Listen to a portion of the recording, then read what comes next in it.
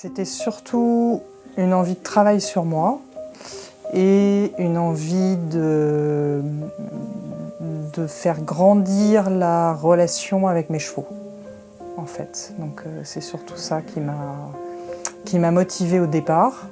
Et je dirais que maintenant, au fil de la première année, s'est rajouté l'envie de partager ce que je découvrais. J'avais plus de motivation, d'envie de travailler avec les chevaux, bien que j'ai commencé toute jeune et puis que c'était toute mon histoire. J'avais été un peu au bout pas de mes questionnements, mais de mes envies. Et puis, en quelques jours de travail avec Arlette, j'ai retrouvé en moi la joie profonde de la relation au cheval.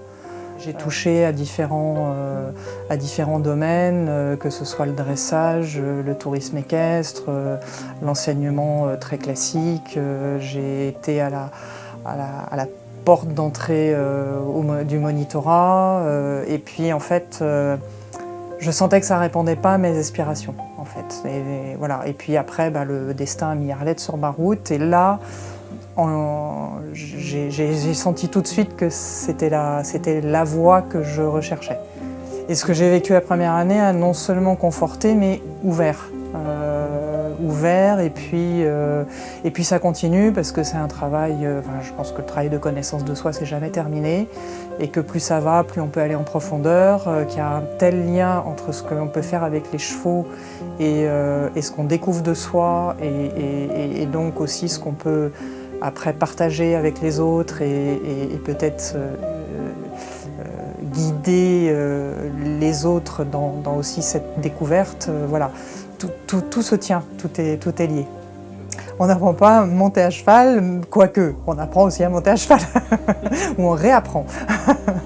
mais c'est quelque chose de peut-être plus subtil et ce ne sont pas des recettes avec une position qui correspond à tel exercice ou à tel résultat. On n'est pas dans un travail de résultat, on est dans un travail de recherche permanente du geste juste et du coup ça nous met en face de nous-mêmes.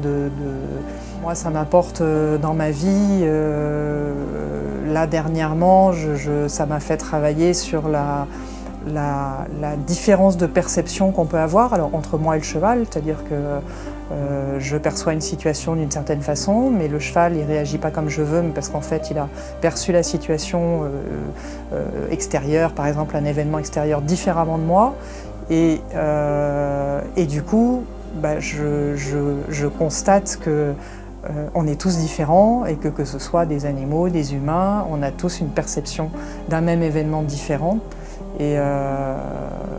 Et du coup, on travaille la tolérance, on travaille la compréhension de l'autre ou au moins l'acceptation. Voilà.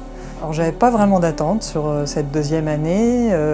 Forcément, une appréhension, bien que j'ai déjà enseigné avant, en fait, mais différemment, et pas avec toute cette implication justement ancrée dans la vie et dans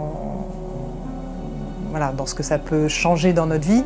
Donc je me rends compte de la responsabilité que c'est de transmettre à d'autres personnes. Donc forcément un peu d'appréhension de s'engager envers des élèves. Et puis en même temps finalement c'est pas si compliqué que ça. Non pas que je sois une grande enseignante, mais c'est juste que ça vient au fur et à mesure et on travaille dans cette formation l'intuition.